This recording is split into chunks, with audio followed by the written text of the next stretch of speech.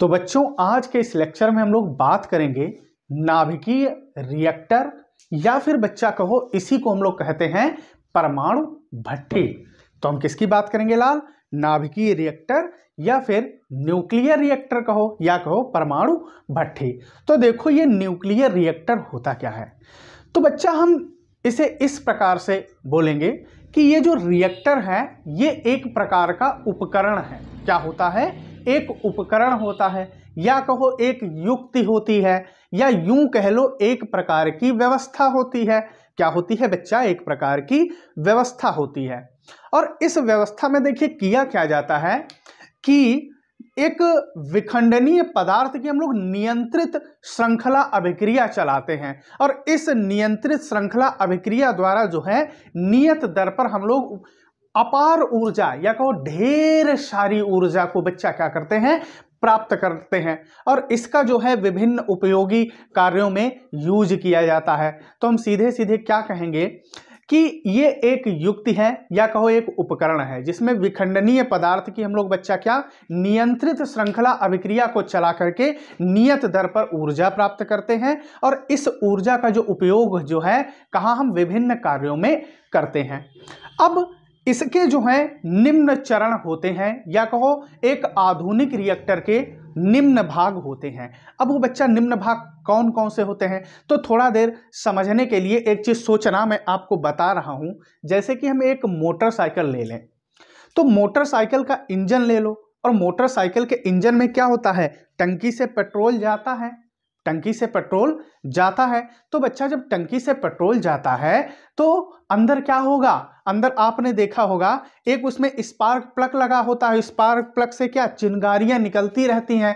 अब वो इंजन के जो अंदर का पार्ट जहां पेट्रोल गिरता है जब वो चिंगारी वहां जाती है तो क्या लगती है? एकदम आग लग जाती है। यानी कि हम कहेंगे कि पेट्रोल जो अंदर है उसका क्या हो गया? विखंडन हुआ और ढेर सारी अंदर बच्चा गैसें बनती हैं तो पिस्टन फटाफट क्या होता है?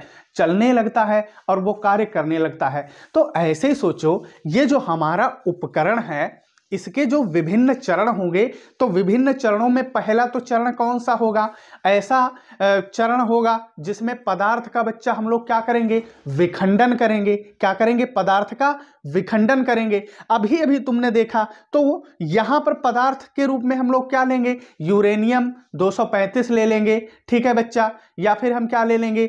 Pu 239 ले लेंगे ईंधन के रूप में। अब मोटरसाइकिल में तुम देख रहे थे क्या हम लोग ले रहे थे? पेट्रोल। तो पेट्रोल को जलाने के लिए एक चिंगारी की जरूरत पड़ी। तो यार यहां पर जब हम विखंडन क्रिया को चलाएंगे या कहो विखंडन श्रृंखला को आगे बढ़ाएंगे तो हमें पदार्थ का विखंडन करने के लिए कुछ ना कुछ जरूरत पड़ेगी। तो बच्चा यहां जो है वो काम न्यूट्रॉन करते हैं। कौन करता है? न्यूट्रॉन करते हैं। कौन बच्चा करता है? न्यूट्रॉन करते हैं। अब जब न्यूट्रॉन कार्य करते हैं लेकिन अगर न्यूट्रॉनों की गति को मंद कर दिया जाए, क्या कर दिया जाए? मंद कर दिया जाए तो ये यूरेनियम 235 या कहो Pu 239 इसका जो विखंडन है वो बहुत बढ़िया तरीके से करते हैं या कहो ढंग से करते हैं या कहो तेजी से करते हैं। तो बच्चा जब विखंडन प्रक्रिया ढंग से करेंगे तो इसलिए हमें किसका चाहिए? मंदक के लिए मंदक का उपयोग करना पड़ेगा ताकि न्यूट्रॉनों की गति अगर हम किसी प्रकार मंद कर पाएं तो इनका विखंडन प्रक्रिया बढ़िया होगा। तो अभी अभी आपने देखा सबसे पहले हमने क्या? हमें पदार्थ चाहिए जिसका विखंडन करके हमें श्रृंखला अभिक्रिया चलाना होगा। फिर हमें न्यूट्रॉनों की जरूरत पड़ी। फिर हमने कहा अगर न्यूट्रॉनों की किसी प्रकार हम गति मंद कर दें तो हमें मंदक की बच्चा जरूरत पड़ी, ठीक है। अब सबसे बढ़िया अगर मंदक की बात करें तो आप जानते हैं D2O होता है, मीन्स भारी जल सबसे अच्छा मंदक का काम करता है। अब यार एक चीज बताओ, जब पदार्थ का विखंडन होने लगेगा मतलब जैसे मोटरसाइकिल में देखा इंजन में पेट्रोल बराबर जाने लगा तो इंजन क्या होने लगता है? गर्म होने लगता है। तो इंजन को कूल करने के लिए कुछ हवा वगैरह की हमें जरूरत पड़ेगी ना। तो इंजन से तो हवा टकराती रहती, इंजन कूल होता रहता है।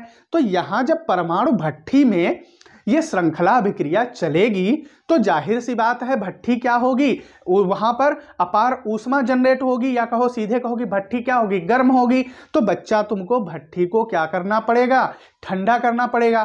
तो ठंडा करने के लिए तुम्हें कुछ जरूरत पड़ेगी या तो जल से उसको ठंडवाओ, अगर जल नहीं मिल रहा तो कार्बन डाइऑक्साइड उठाओ, या फिर क्या उठाओ, या तो फिर एयर से उसको ठंडा करो। अब तो ये तो इतना हो गया। हमने कहा सबसे पहले क्या पदार्थ की जरूरत पड़ी, फिर बच्चा न्यूट्रॉन उसे विखंडित करेंगे यानी कि श्रृंखला अभिक्रिया चलाएंगे, और उस श्रृंखला अभिक्रिया में तुमने क्या किया, तुमने ये देखा भट्ठी गर्म होगी तो उसे शीतलक का हम लोग यूज करेंगे। शीतलक मतलब शीतल करना, ठंडा करना, उसको शीतलक द्वारा हटाएंगे तो क्या यूज करेंगे, या तो हम CO2 का यूज करेंगे या हमने कहा वायु जल कुछ भी यूज करो।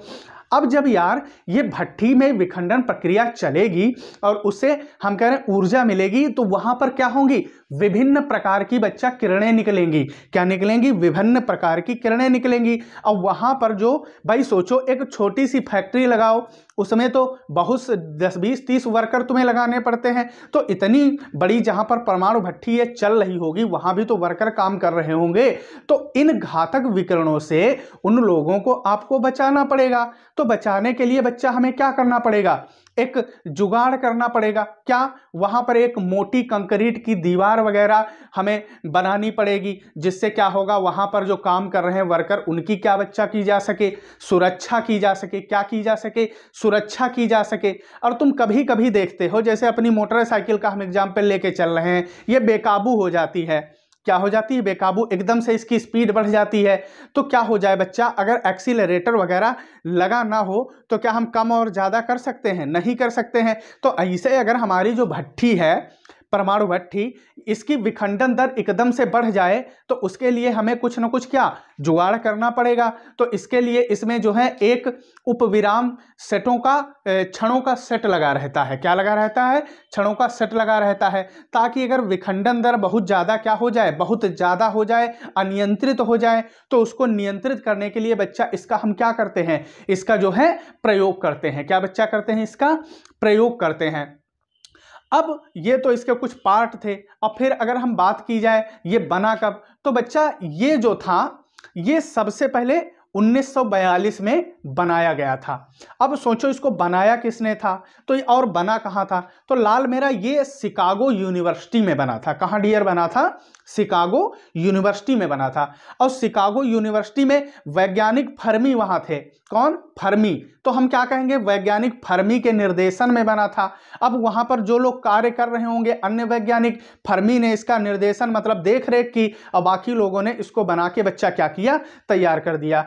और इसमें जो था उस समय जो पदार्थ यूज किया गया था वो यूरेनियम 235 था। बच्चा कौन था, यूरेनियम 235। बाकी तो हमने कहा Pu 239 भी आप यूज कर सकते हैं। और इसमें होता क्या है, इसमें ग्रेफाइट की ईंटों का बना हुआ एक ब्लॉक होता है। जैसा कि आप चित्र में ये ब्लॉक देख रहे हैं, बच्चा क्या देख रहे हैं, ब्लॉक देख रहे हैं। अब इसको ब्लॉक नाम दिया गया। तो ब्लॉक है, तो ब्लॉक जब पूरा ब्लॉक बना है तो ब्लॉक में बच्चा क्या होगा, खांचे होंगे, ढेर सारे खांचे होंगे। तो खैर उसको हम छोड़ते हैं। फिर हमने क्या कहा, इसमें ग्रेफाइट की ईंटों का बना एक ब्लॉक होता है, और इसमें यूरेनियम की छड़ें कुछ स्थान पर धसी रहती हैं या कहो लगी रहती हैं, और कुछ कैडमियम की छड़ें और सुरक्षा छड़ें वगैरह इसमें लगी रहती हैं। ठीक है बच्चा। अब बच्चा कार्यविधि अगर देखें तो कार्यविधि में देखो होता क्या है, रिएक्टर को भाई चलाना पड़ेगा ना। तो देखिए रिएक्टर को स्टार्ट करने के लिए हमें किसी बाह्य स्रोत की जरूरत नहीं होती है। बाह्य स्रोत मतलब जैसे गैस चूल्हा है घर में, गैस चूल्हे को जलाओगे तो लाइटर या फिर माचिस की तीली की तुम्हें जरूरत पड़ेगी। यहाँ पर ऐसा कुछ नहीं होता है।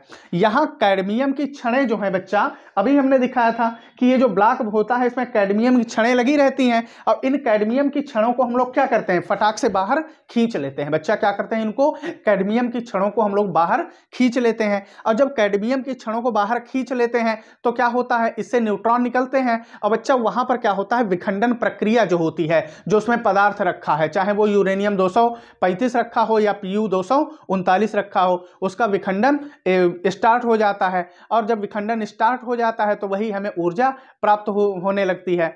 और बच्चा विखंडन अभिक्रिया को चलाने के लिए जो इसका आकार होना चाहिए, इसका किसका, भट्ठी का आकार, वो एक क्रांतिक साइज से बड़ा होना चाहिए। किससे बड़ा होना चाहिए बच्चा, क्रांतिक साइज से बड़ा होना चाहिए। तो आइए बच्चा अब हम इसको देखते हैं क्या है। तो हमने सबसे पहले लाल मेरा क्या कहा, कि न्यूक्लियर रिएक्टर यानी कि नाभिकीय रिएक्टर। तो अभी हमने आपको बताया था कि नाभिकीय रिएक्टर क्या है, यह एक ऐसा जुगाड़ व्यवस्था उपकरण या कहो युक्ति है जिसमें विखंडनीय पदार्थ की कैसी, हमने कहा था नियंत्रित श्रृंखला अभिक्रिया को चला करके नियत दर पर ऊर्जा को प्राप्त करते हैं या किया जाता है या प्राप्त की जाती है। अब हमने कहा बच्चा कि एक आधुनिक रिएक्टर में निम्नलिखित भाग होते हैं। तो इसमें पहला भाग बच्चा क्या है, ईंधन। भाई आपने देखा था, हमने कहा जैसे मोटरसाइकिल को पेट्रोल की जरूरत पड़ेगी, तो ऐसे बच्चा यहाँ पर ईंधन के लिए हमें एक ब्लॉक चाहिए जहां पर हमें पदार्थ को क्या करना है, जलाना वगैरह है, तो ईंधन। तो इसमें क्या, यह रिएक्टर का सबसे प्रमुख भाग होता है। भाई जाहिर सी बात है कि ईंधन वाला अगर भागे नहीं होगा तो हमारा सिस्टम चलेगा कैसे। प्रमुख भाग होता है, यह वही पदार्थ है जिसका विखंडन किया जाता है। और इसमें बच्चा हम लोग यूरेनियम 235 या Pu 239 को प्रयुक्त करते हैं या प्रयोग किया जाता है। फिर इसके बाद में बच्चा हमने आपको मंदक समझाया था, हमने मंदक बताया। तो बच्चा मंदक क्या है, इसका कार्य होता है न्यूट्रॉनों की गति को मंद करना, क्योंकि अभी हमने कहा था कि विखंडन यानी कि ईंधन में क्या करेंगे, जो पदार्थ रखेंगे उसका विखंडन करना पड़ेगा। अब विखंडन प्रक्रिया को न्यूट्रॉन प्रारंभ करेंगे और न्यूट्रॉनों की अगर गति को हमने कहा था मंद कर दिया जाएगा तो क्या होगा, जो विखंडन की प्रायिकता है यानी कि प्रोबेबिलिटी है या कहो प्रकार जो हैं वो क्या होंगे, बढ़ जाएंगे। तो इसलिए यहां हम क्या करेंगे, तो इसका कार्य न्यूट्रॉनों की गति को मंद करना, क्योंकि मंदित न्यूट्रॉन यूरेनियम 235 या Pu 239 नाभिकों में विखंडन करने की प्रायिकता अधिक होती है या कहो अधिक हो जाती है। तो भारी जल सबसे अच्छा मंदक का कार्य करता है। सबसे अच्छा मंदक बच्चा D2O हमने अभी बताया था, भारी जल होता है। फिर हमने कहा था अब जब यार विखंडन प्रक्रिया चलेगी तो भट्ठी तो गर्म हो जाएगी, ठीक है, या कहो इससे ज़्यादा मात्रा में ऊष्मा निकलेगी तो भट्ठी गर्म होगी ना, तो उसे ठंडा करने पड़ेगा यानी कि शीतल करना पड़ेगा। तो शीतलक, तो विखंडन होने पर अत्यधिक मात्रा में भट्ठी का निकलती है, ऊष्मा उत्पन्न होती है जिसे शीतलक द्वारा हटाया जाता है। तो हमने कहा था इसे हटाने के लिए क्या यूज करोगे, रिएक्टर में या तो वायु डालो, जल डालो या फिर CO2 कार्बन डाइऑक्साइड को प्रवाहित करो और इसको ठंडा करो। फिर बच्चा हमने कहा था परिरक्षक, हमने कहा रिएक्टर में लोग काम करते हैं रिएक्टर के चारों ओर, तो वही तो लिखा है कि रिएक्टर से कई प्रकार की क्या निकलती हैं, तीव्र विकिरण वो निकलती हैं। क्या बच्चा यहां बढ़ा देना कि रिएक्टर से कई प्रकार की निकलने वाली तीव्र विकिरण, कुछ नहीं बढ़ाना, ऐसे रखना, तीव्र विकिरण वहां पर काम करने वालों के लिए घातक साबित होती है, मतलब खतरनाक। भाई इससे तीव्र विकिरण निकलती हैं जब भट्ठी चलेगी, तो यहां पर जो काम कर रहे हैं इनके लिए यह क्या खतरनाक या कहो घातक साबित होती हैं बच्चा, जिससे रिएक्टर के चारों ओर मोटी कंक्रीट की हमने कहा था क्या एक दीवार बना दी जाती है। तो क्या, जिस कारण क्या रिएक्टर के चारों ओर मोटी कंक्रीट की एक दीवार बना दी जाती है। फिर नियंत्रक क्षणें, हमने कहा अगर मान लिया कहीं भट्ठी हमारी जो है बेकाबू हो जाए तो विखंडन दर को नियंत्रित करने के लिए, मतलब विखंडन को कंट्रोल करने के लिए अगर ज़्यादा हो जाए विखंडन दर तो क्या करते हैं के लिए कैडमियम अथवा बोरान की क्षणों का प्रयोग किया जाता है और इन क्षणों को नियंत्रक क्षणें कहते हैं। बच्चा क्या कहते हैं, इन क्षणों को नियंत्रक क्षणें कहते हैं। फिर उसके बाद में सुरक्षा क्षणें, सुरक्षा क्षणें बच्चा क्या होती हैं, मान लिया बहुत ही ज़्यादा बेकाबू हो जाए और हमें एकदम से अपनी उसको रोकना है अगर भट्ठी को, मीन्स उसकी विखंडन प्रक्रिया, तो कैसे रोकेंगे। तो इसमें हमने अभी बताया था एक उप विराम क्षणों का और सेट लगा रहता है। इससे क्या होता है, अगर कभी खतरा महसूस होता है तो ये स्वयं क्या करता है, उसको रोक देता है विखंडन प्रक्रिया को। तो बच्चा वही लिखा है कि सुरक्षा क्षणें आपातकाल की स्थिति में यदि रिएक्टर तीव्र गति से चलने लगे, अगर रिएक्टर कैसे चलने लगे, बहुत तेज एकदम झमाझम चलने लगे तो क्या होगा, तो रिएक्टर में उपविराम क्षणें लगी रहती हैं जो स्वतः प्रवेश करके रिएक्टर की श्रृंखला अभिक्रिया या कहो चैन रिएक्शन को बच्चा क्या करती हैं, रोक देती हैं। फिर हमने कहा रचना, तो अभी बच्चा हमने क्या बताया था कि शिकागो यूनिवर्सिटी थी और टाइम कौन सा था 1942 और वैज्ञानिक फर्मी के निर्देशन में पहला न्यूक्लियर रिएक्टर बनाया गया और जिसमें हमने कहा था कि ईंधन के रूप में कौन सा लिया गया था, यूरेनियम 235 को प्रयोग किया गया था। फिर हमने कहा था कि इसमें ग्रेफाइट की ईंटों का बना हुआ एक ब्लॉक होता है। क्या बच्चा होता है? ग्रेफाइट की ईंटों का बना ब्लॉक, जिसमें हमने कहा था कुछ छड़ें लगी रहती हैं, मतलब जिसमें यूरेनियम की कुछ छड़ें ठसी रहती हैं, चाहे कहो घुसी रहती हैं या कहो धसी रहती हैं, जबकि ब्लॉक में बने कुछ खांचों में कैडमियम, भाई आप देख रहे हैं कुछ में किसकी, यूरेनियम की छड़ें, सुरक्षा छड़ें, कैडमियम की छड़ें। तो बच्चा वही तो हमने लिखा कि इसमें ग्रेफाइट की ईंटों का एक ब्लॉक होता है जिसमें कुछ यूरेनियम की छड़ें ठसी घुसी या धसी रहती हैं, और ब्लॉक के कुछ खांचों में कैडमियम की छड़ें लगी रहती हैं या रखी रहती हैं, कुछ कहो। इन्हें नियंत्रक छड़ें कहते हैं, ये जो कैडमियम की छड़ें लगी होती हैं। और ब्लॉक में नियंत्रक छड़ों के अतिरिक्त अभी आपने देखा था कि अगर ये बेकाबू हो जाए तो क्या सुरक्षा छड़ें भी लगी होती हैं, तथा काम करने वाले जो वहाँ पर वर्कर होते हैं इनको हानि से बचाने के लिए रिएक्टर के या कहो रिएक्टर के चारों ओर या कहो रिएक्टर को 7 फुट मोटे कंक्रीट के कवच से घेर दिया जाता है। ठीक है बच्चा। फिर उसके बाद में इसकी कार्यविधि, तो हमने अभी कहा था कि रिएक्टर को चलाने के लिए कोई माचिस की तीली या लाइटर की जरूरत नहीं होती है, तो रिएक्टर को चलाने के लिए बाह्य स्रोत की आवश्यकता नहीं होती है। क्यों? क्योंकि इसे जब चलाना होता है तो कैडमियम की छड़ों को बाहर हम खींच लेते हैं, जिससे रिएक्टर में उपस्थित न्यूट्रॉन यूरेनियम 235 के नाभिकों का विखंडन करने लगते हैं, और जब विखंडन प्रक्रिया स्टार्ट हो गई तो जाहिर सी बात है ऊर्जा भी हमें प्राप्त होने लगेगी बच्चा, तो करने लगते हैं। इस प्रकार विखंडन श्रृंखला आरंभ हो जाती है, और रिएक्टर में श्रृंखला अभिक्रिया को चलाने के लिए मीन्स कंटिन्यू करने के लिए जो इसका आकार होना चाहिए मीन्स किसका, रिएक्टर का, तो इसका आकार एक क्रांतिक साइज से बड़ा होना चाहिए बच्चा। क्या? क्रांतिक साइज से बड़ा होना चाहिए। फिर अब तुमको ये सोच रहे होगे ये क्रांतिक साइज कौन सी नौटंकी है, तो हमने अलग से डिफिनेशन भी लिख रखी है। क्यों लिख दी? वैसे तो हम ऐसे बता देते, क्योंकि बच्चा ये 1 नंबर में पूछी गई है कि क्रांतिक साइज क्या होता है, मीन्स क्रांतिक आकार क्या होता है। तो देखिए, विखंडनीय पदार्थ का वह न्यूनतम आकार, विखंडनीय पदार्थ का यानी कि जिस पदार्थ का विखंडन हो रहा है उसका वह न्यूनतम आकार जो पदार्थ में श्रृंखला अभिक्रिया बनाए रखने के लिए आवश्यक होता है या कहो आवश्यक है, विखंडनीय पदार्थ का क्रांतिक आकार कहलाता है या कहो क्रांतिक आकार कहलाती है, कुछ भी लिख लो, कहलाता कहलाती। ठीक है बच्चा। तो विखंडनीय पदार्थ का क्रांतिक आकार कहलाता है। तो एक बार पुनः कि विखंडनीय पदार्थ का वह न्यूनतम आकार जो पदार्थ में श्रृंखला अभिक्रिया बनाए रखने के लिए आवश्यक है, विखंडनीय पदार्थ का क्रांतिक आकार कहलाता है। तो ये बच्चा हमारा था नाभिकीय रिएक्टर अथवा परमाणु भट्ठी। अब बच्चा हम लोग देखेंगे न्यूक्लियर रिएक्टर के अनुप्रयोग क्या हैं। तो देखिए, इसका जो पहला अनुप्रयोग है उसमें हम लोग देखेंगे Pu 239 का उत्पादन। हमने क्या बच्चा कहा कि Pu 239 का उत्पादन कैसे किया जाता है, तो आइए देखते हैं, यानी कि प्लूटोनियम का उत्पादन। तो बच्चा प्लूटोनियम का उत्पादन जो है वो न्यूक्लियर रिएक्टर से हम लोग कर लेते हैं। कैसे? क्योंकि जो सामान्य यूरेनियम रिएक्टर है इसमें प्लूटोनियम 239 का हम लोग उत्पादन करते हैं।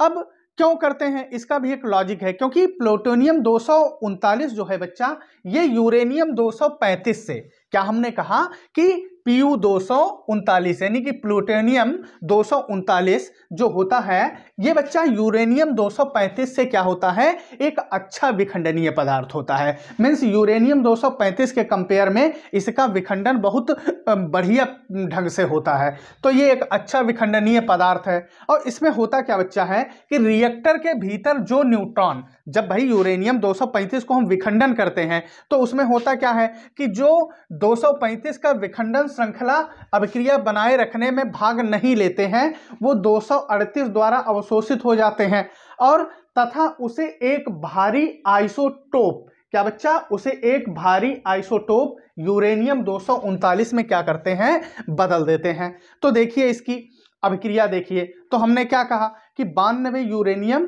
238। अब ये क्या बच्चा, एक न्यूट्रॉन इसने ग्रहण किया, क्योंकि विखंडन में हम जानते हैं विखंडन प्रक्रिया कहां से प्रारंभ होती है, न्यूट्रॉनों से। तो बच्चा 92 यूरेनियम 238 एक न्यूट्रॉन ग्रहण करके किसमें बदल जाता है, 92 यूरेनियम 239, और बाकी की ऊर्जा के रूप में क्या होता है, मुक्त होता है।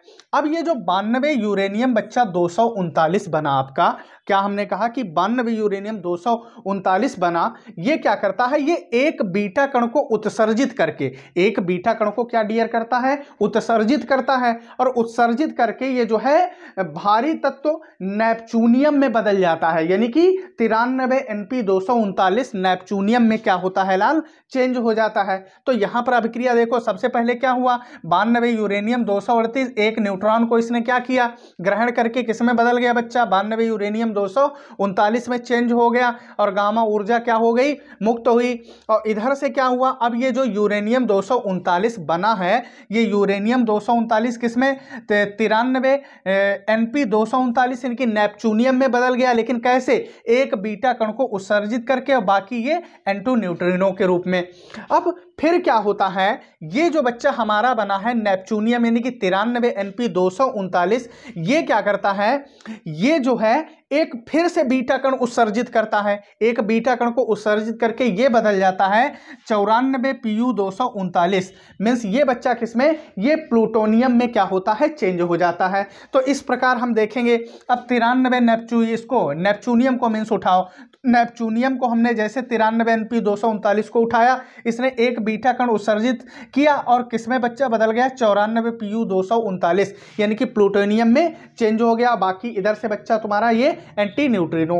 अब उसके बाद में ये तो हमारा था लाल मेरा पहला अनुप्रयोग, यानी कि अनुप्रयोग नंबर 1। एक बार हम पुनः आपको बता देते हैं, क्या हमने कहा कि सामान्य यूरेनियम रिएक्टर में किसका, प्लूटोनियम यानी कि Pu239 का हम उत्पादन करते हैं, और उत्पादन में जो कि यूरेनियम 235 से बहुत बढ़िया होता है, या कहो अच्छा विखंडनीय पदार्थ है। और रिएक्टर के भीतर जो न्यूट्रॉन यूरेनियम 235 की विखंडन श्रृंखला अभिक्रिया को बनाए रखने में भाग नहीं लेते हैं, वे वाले जो न्यूट्रॉन मीन्स बचे जो भाग नहीं लिए, वो यूरेनियम 238 द्वारा अवशोषित हो गए, और तथा उसे एक भारी आइसोटोप यूरेनियम 239 में क्या करते हैं बच्चा, बदल देते हैं।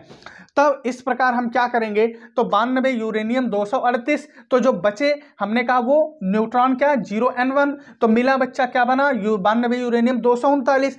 ये एक बीटा कण को अब क्या करेगा, उत्सर्जित करके क्या बना देगा, ये बच्चा नेपच्यूनियम बना देगा, और नेपच्यूनियम एक बीटा कण को फिर से उत्सर्जित करके किसको बदला देगा, ये जो है प्लूटोनियम बना देगा। तो ये इसका था पहला अनुप्रयोग। अब हम देखेंगे दूसरा अनुप्रयोग क्या है, तीव्रगामी न्यूट्रॉनों का उत्सर्जन। नंबर 2 बच्चा है तीव्रगामी न्यूट्रॉनों का उत्सर्जन। तो देखिए रिएक्टर में यूरेनियम 239 के विखंडन से क्या होते हैं भाई, जब जाहिर सी बात है विखंडन होगा तो विखंडन में कौन सा, न्यूट्रॉन उत्सर्जित होंगे। तो वही तो लिखा है कि रिएक्टर में यूरेनियम 239 के विखंडन से तीव्रगामी न्यूट्रॉन उत्सर्जित होते हैं, और इन न्यूट्रॉनों को एक किरण पुंज के रूप में अभिसारित करके अन्य तत्वों के कृत्रिम नाभिकीय विघटनों का अध्ययन करते हैं। क्या बच्चे करते हैं, अन्य नाभिकीय विघटनों का अध्ययन किया जाता है, या कहो अध्ययन करते हैं। तो ये बच्चा हमारे थे इसके अनुप्रयोग। अब बच्चा हम आशा करते हैं कि हमारा वीडियो आपको पसंद आया होगा। अगर हमारा वीडियो आपको पसंद आया है तो वीडियो को लाइक करिए, अपने दोस्तों में शेयर करिए, और अगर अभी तक आपने हमारे चैनल को सब्सक्राइब नहीं किया है तो चैनल को सब्सक्राइब करिए। आज के इस लेक्चर में बस इतना ही, मिलते हैं अगले लेक्चर में। धन्यवाद।